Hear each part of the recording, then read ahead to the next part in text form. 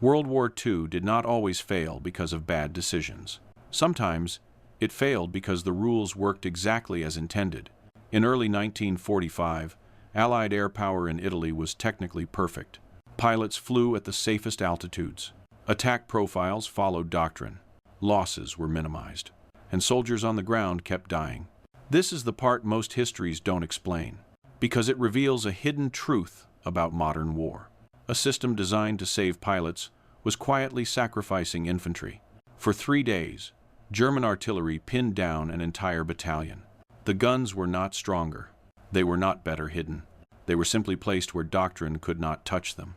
Bombs fell. Reports were filed. Nothing changed. Here's the paradox no one wanted to face.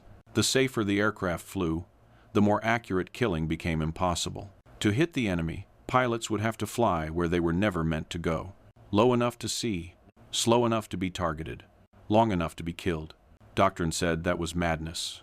One pilot disagreed, not because he was braver, not because he was reckless, but because he understood something the manuals ignored. Some problems cannot be solved from a safe distance. What happened next was not heroism.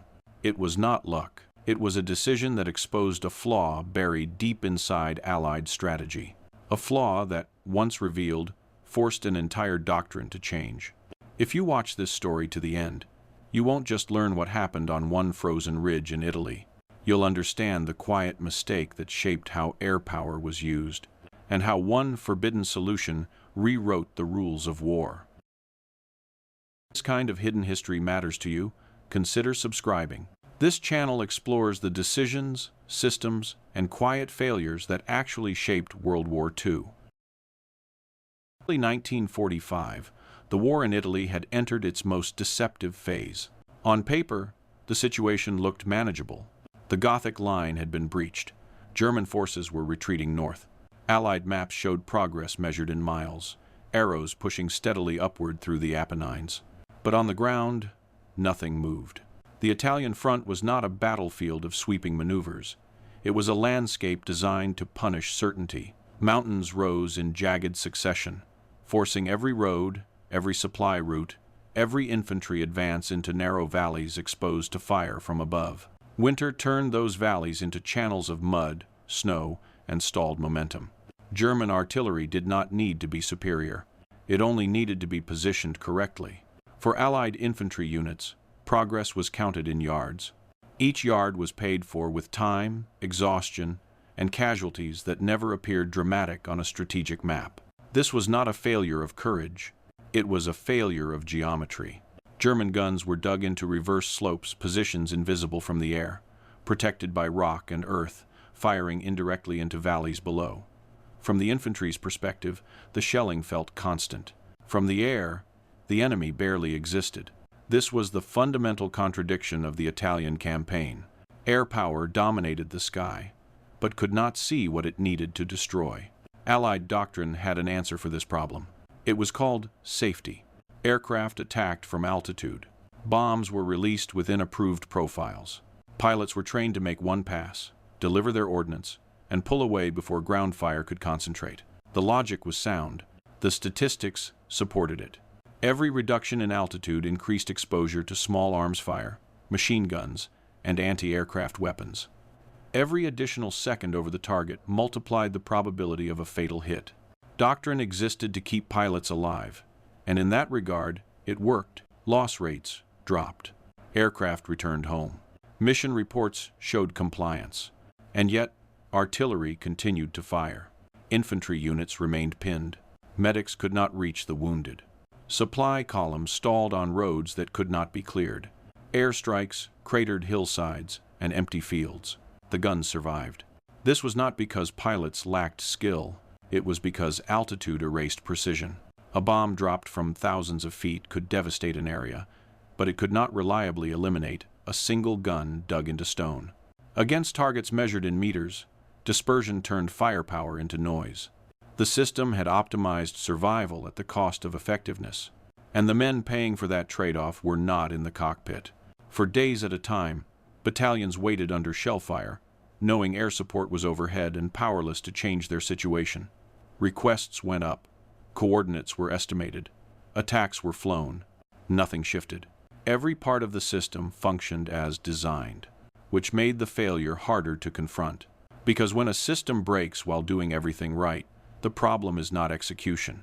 It is assumption. The assumption was simple, that distance equaled safety, and safety equaled success. No one questioned it openly. Doctrine was built from loss. It carried authority because it was written in the blood of pilots who had not come back. To challenge it was to imply that those losses had been miscalculated, so the stalemate persisted. German artillery crews understood this dynamic well. They fired in short bursts, relocated when possible, and relied on terrain to do what camouflage could not. They did not need to defeat air power. They only needed to survive it. From their positions on the ridgelines, they controlled the pace of the ground war. This was the quiet power of defensive geometry. Allied commanders recognized the problem, but not the solution. Requests for more air support increased. More sorties were flown. The same results followed. There was no breakthrough, because the system had no mechanism to create one. It could suppress. It could harass. It could not resolve. The manuals offered no alternative. Flying lower was categorized as unnecessary risk. Multiple passes were discouraged. Solo attacks were nearly forbidden. Every deviation from doctrine increased the likelihood of losing aircraft, and aircraft losses were the metric everyone watched. But no metric tracked the cost of inaction. The chart recorded how many hours infantry remained pinned because targets could not be confirmed. No table accounted for the attrition caused by guns that survived because no one could get close enough to see them. That cost was diffuse, invisible, and therefore acceptable, until it wasn't. Somewhere between mission reports and casualty lists, a contradiction emerged that doctrine could not reconcile. To destroy what could not be seen, someone would have to fly where visibility returned. To hit what could not be identified, someone would have to stay long enough to be targeted. The system had no place for that logic. Because the moment a pilot accepted that requirement, he stepped outside everything designed to protect him. This was the unsolvable problem at the heart of close air support in Italy. Not a lack of firepower, not a lack of bravery, but a refusal to accept that effectiveness might demand exposure. Most pilots understood this instinctively. They also understood the consequences, so they followed the rules. And the guns kept firing. What comes next is not the story of a hero deciding to be brave. It is the story of what happens when someone treats doctrine as a model, not a law, and decides to test the variables the system was built to avoid. Failure on the Italian front was not hidden. It was simply normalized. Every briefing acknowledged the same facts. German guns were difficult to locate. Terrain favored the defender. Weather limited visibility. Infantry advances were slow. Air support was requested, delivered, and deemed ineffective. None of this was controversial. What remained unquestioned was the assumption beneath it all, that the limits of air power were fixed. Doctrine did not describe what might work. It described what was permitted. Flying lower than prescribed altitude was not discouraged because it was ineffective. It was discouraged because pilots who tried it tended not to return. Multiple passes over a target were not banned because they failed to destroy enemy positions, but because each additional pass increased the statistical probability of loss. The system was not designed to solve every problem. It was designed to keep aircrews alive.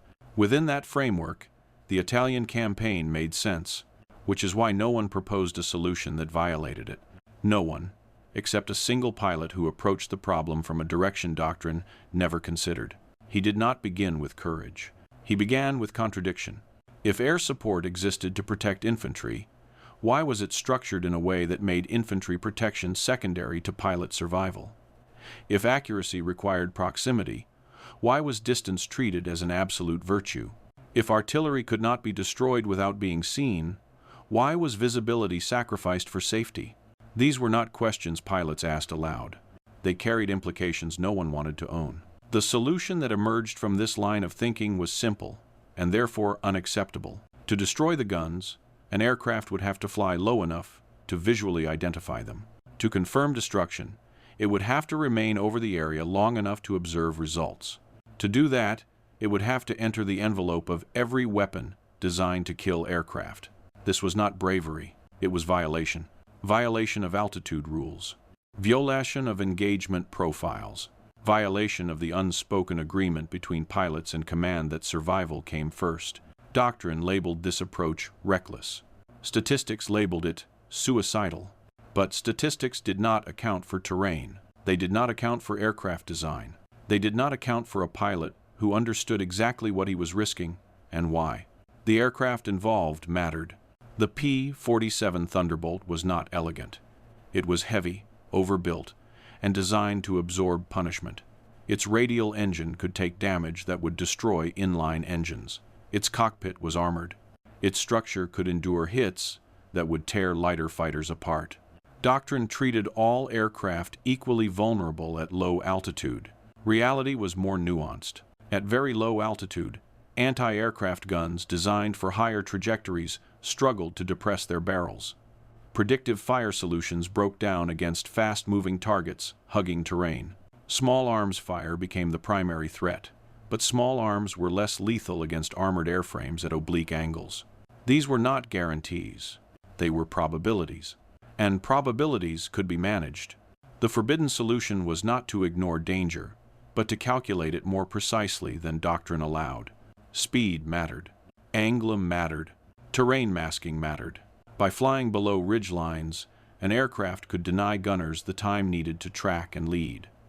By making repeated passes from unexpected directions, a pilot could disrupt coordinated fire.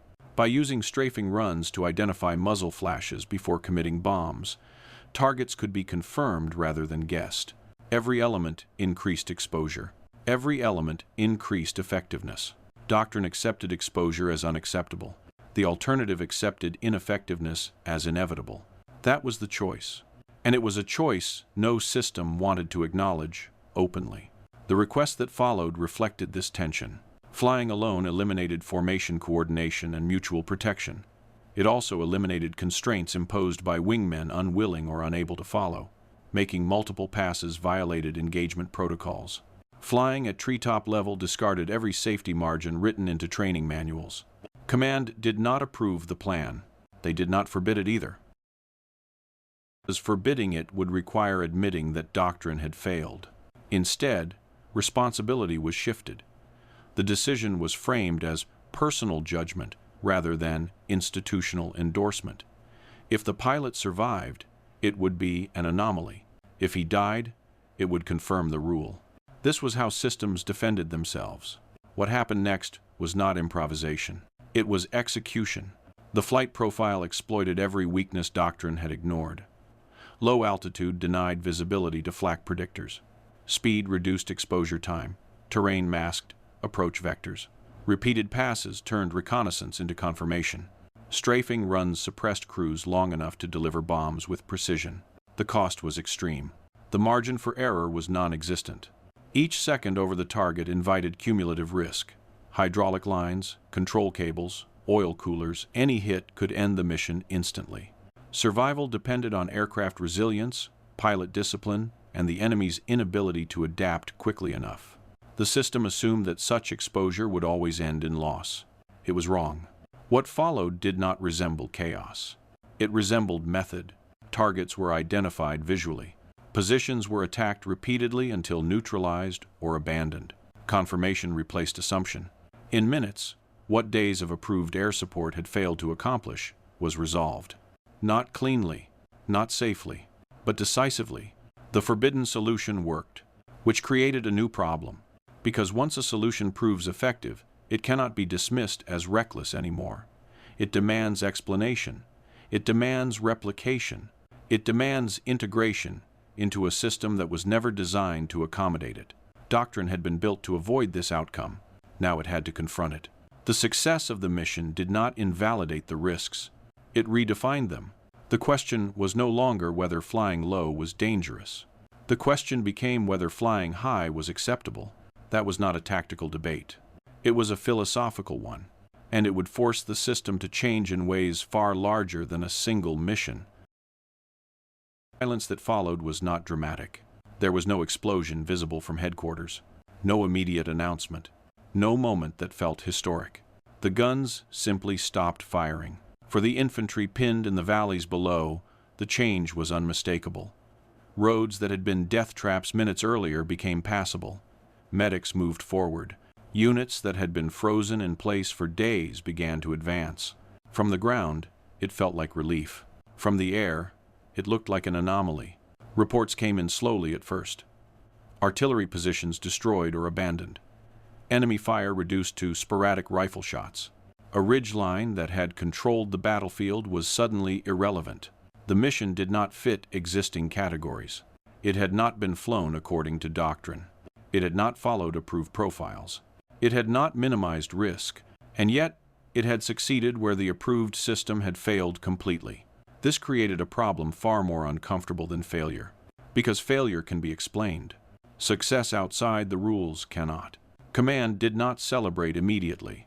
They questioned, they dissected, they asked for details, not out of curiosity, but out of necessity. Every variable had to be accounted for, because if the result could not be replicated, it had to be dismissed. But the explanation was disturbingly coherent.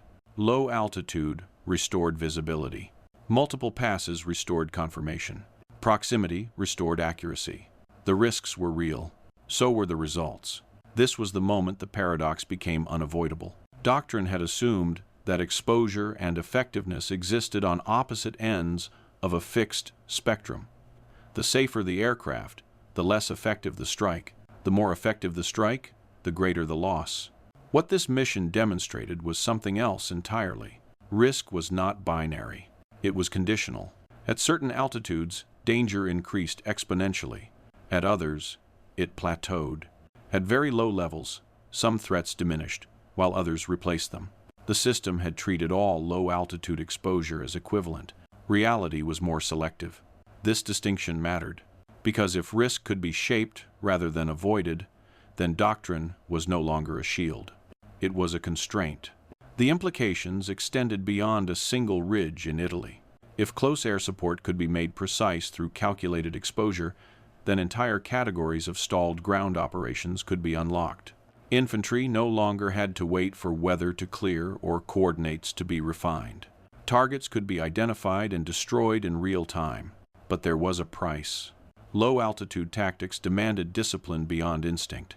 They required pilots who could resist the urge to pull away, who could maintain alignment under fire, who could manage fear as a variable rather than a command. Most pilots had courage. Few had patience. This was why early attempts to replicate the approach produced mixed results. Some aircraft returned damaged without decisive effect. Others aborted early. The danger was not imaginary, and the margin for error remained unforgiving, which raised another uncomfortable truth. The forbidden solution worked, but not for everyone. It was not a technique that could be mass applied without consequence. It demanded training, judgment, and a willingness to accept responsibility that doctrine had previously absorbed. This forced command into a difficult position. To ignore the result was to condemn infantry to continued attrition. To embrace it wholesale was to accept higher aircraft losses. There was no clean answer. Instead, the system adapted cautiously. The language changed first. Low-altitude attacks were no longer described as reckless. They became situational. Multiple passes were no longer violations, but mission-dependent. Risk was reframed as something to be assessed rather than prohibited. This was not revolution. It was erosion. Doctrine did not collapse overnight. It shifted, line by line. Training manuals were updated. After-action reports were studied. Liaison officers embedded with infantry began requesting specific attack profiles rather than generic airstrikes. The responsibility for judgment moved closer to the cockpit. The result was not safer war. It was more honest war. Pilots were no longer told that survival and effectiveness were automatically aligned. Taught how to decide when they were not. This distinction saved lives on the ground. It also changed how air power was trusted. Infantry units that had learned to expect imprecision began to rely on air support again, not because it was invulnerable, but because it was responsive. When they called for help, they knew the aircraft overhead could see what they were fighting. That trust mattered. Wars are not won by statistics alone. They are won by systems that adapt faster than the problems they face. The mission on that ridge forced adaptation, not because it was heroic, but because it exposed a lie embedded in the system. The lie was that safety could be optimized independently of effectiveness. Once that lie was challenged, the system had to choose. It chose to change. Not publicly, not ceremonially, but functionally. The success did not produce monuments. It produced revisions, case studies, training films, quiet acknowledgments that some problems demanded solutions Doctrine had been designed to forbid. This is how most turning points actually occur. Not with declarations, but with footnotes. Not with legends, but with lessons. The paradox remained. Flying lower was still dangerous. Flying higher was still safer. But now, danger had context, and context changed everything. The war in Italy did not end because of one mission, but it moved forward because of it.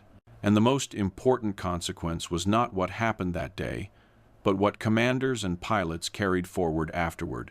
The understanding that rules exist to guide judgment, not replace it. That survival alone does not win wars, and that sometimes the only rational choice left is the one the system was built to reject. Change did not arrive as certainty. It arrived as tension.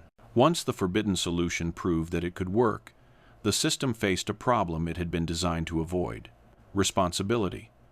Doctrine had always existed to absorb blame. When pilots followed the rules and died, the loss was tragic but acceptable. When they survived and failed, the failure belonged to circumstance. But when someone broke the rules and succeeded, responsibility no longer dispersed. It concentrated. That concentration was dangerous. Low-altitude tactics did not remove risk. They redistributed it. Instead of being averaged across many pilots flying safe profiles, risk was now borne by individuals making situational decisions under fire. That shift demanded a level of judgment the system had never required at scale. The consequences were immediate. Some pilots tried to replicate the approach without understanding its limits. They flew low but too slow. They stayed over targets without terrain masking. They committed without suppressing fire. They came back with damage and no result, or they did not come back at all. These losses were not statistical anomalies. They were warnings. The forbidden solution was not a formula. It was a method, and methods fail when reduced to imitation. Command could not ignore this.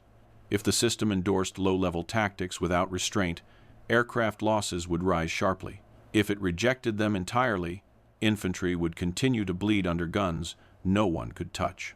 The problem had simply shifted from how to destroy the enemy to who is allowed to decide how much risk is acceptable. End quote. That question had no comfortable answer. The system responded by narrowing the doorway. Low-altitude missions became conditional, not routine. They required justification tied to ground necessity. Pilots were briefed not just on targets, but on why deviation might be required. Training shifted emphasis from obedience to assessment. This was subtle, but profound. For the first time, pilots were being taught that doctrine was not protection. It was guidance, and guidance required interpretation. That interpretation came at a cost. Fear could no longer be outsourced to altitude. At treetop level, fear became immediate and personal. The aircraft shook under fire. The ground rushed past at lethal speed. Every instinct screamed to climb away. Discipline replaced instinct. This was not cinematic courage. It was sustained restraint, and it was exhausting. Pilots who flew these profiles returned drained, not elated. They replayed decisions endlessly. Did they stay too long? Did they pull out too early? Was the target truly neutralized or merely suppressed? Unlike high-altitude bombing, where outcomes could be rationalized, low-altitude work left no room for abstraction. The pilot saw the enemy saw him. Consequences were direct.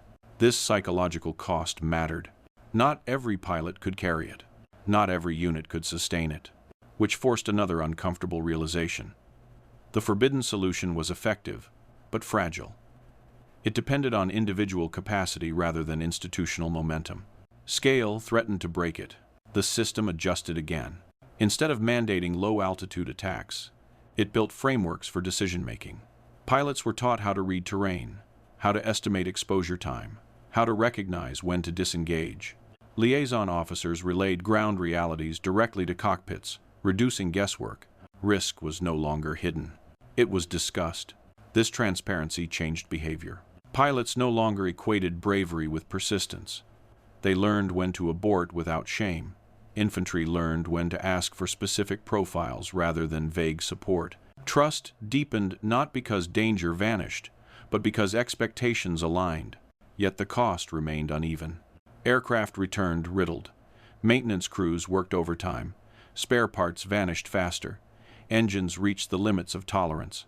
Each successful mission carried the memory of how easily it could have failed.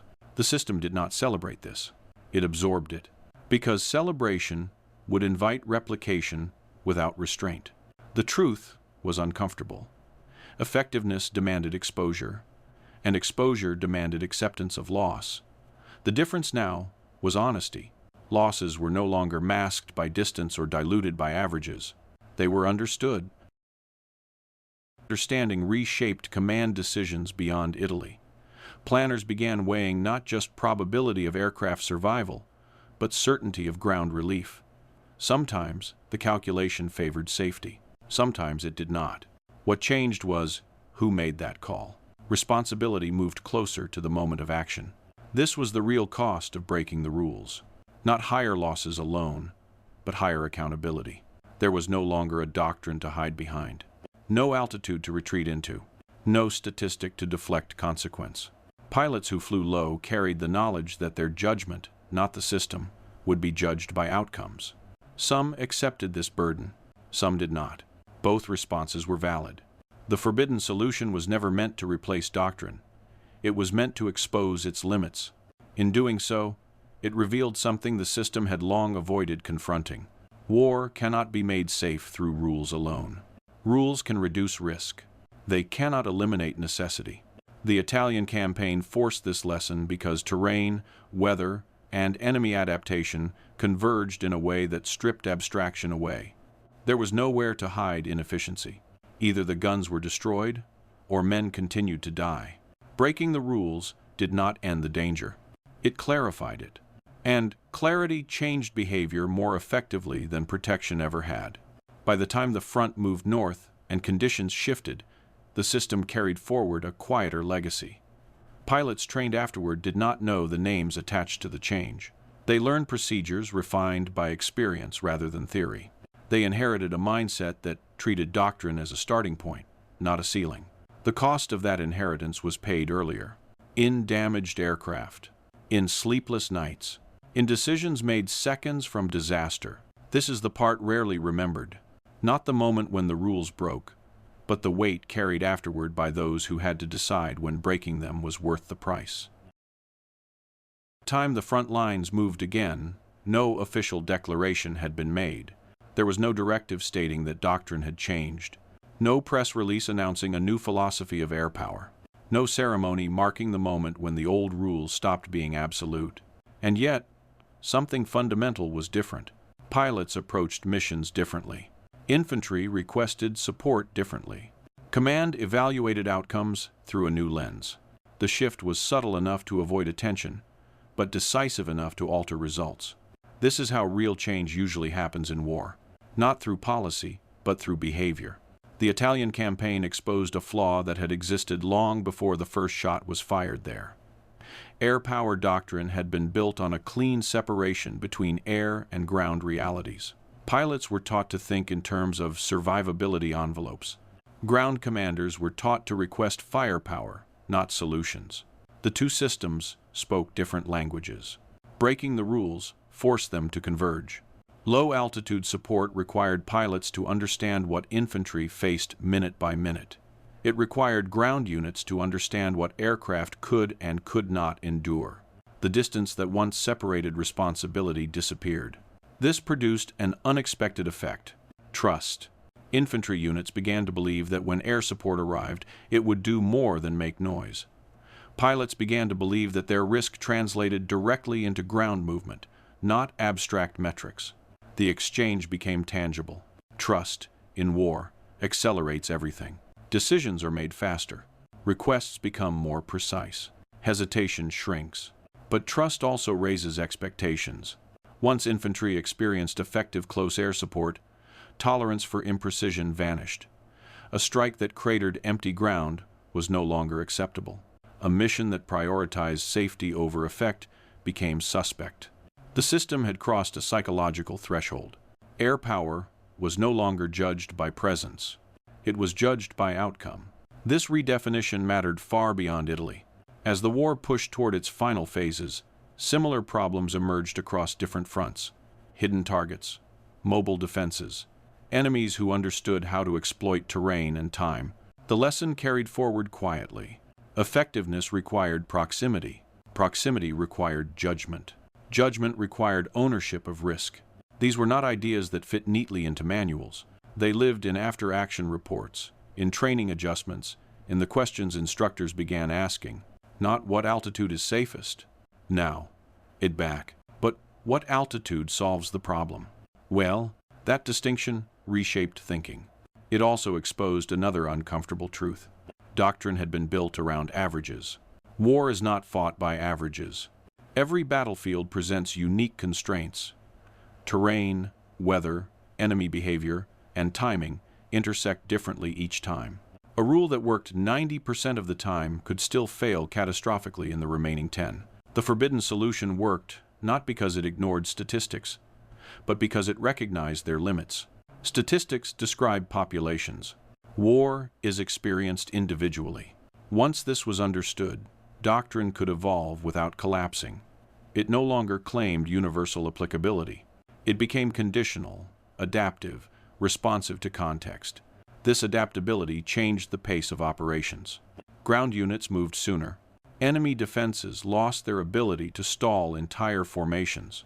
Momentum returned where stagnation had once dominated. None of this traced back to a single name or mission in official histories.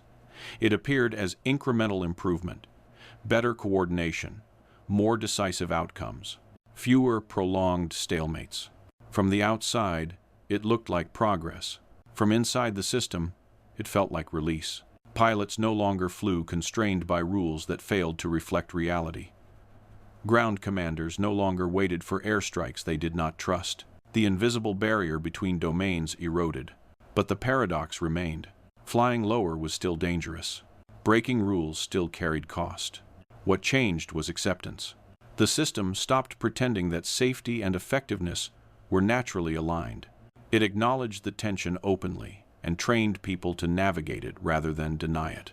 This honesty was transformative. It did not make war cleaner. It made it more direct. Directness saves time, and time saves lives. The most important outcome of the Italian experience was not tactical innovation. It was intellectual humility. The recognition that no doctrine, however well-intentioned, could anticipate every reality. This recognition shaped post-war thinking more than medals or citations ever could. Training programs emphasized decision-making under uncertainty. Manuals included scenarios rather than prescriptions. Risk assessment became a skill, not a warning label. The system learned how to learn. That learning carried forward into future conflicts, long after the ridges of Italy fell silent. Pilots trained decades later inherited procedures refined by those experiences, even if they never knew their origin. They learned that rules guide, but do not absolve. That courage without calculation is waste. That calculation without commitment is failure. And most importantly, they learned that systems exist to support judgment, not replace it. The quiet shift that began with a forbidden solution altered how air power interacted with ground reality permanently. It did not make war humane. It made it functional. That distinction matters. Wars are not won by ideals. They are won by systems that adapt faster than the problems they face. The Italian front forced that adaptation because it left no alternative. The terrain punished distance. The enemy exploited hesitation.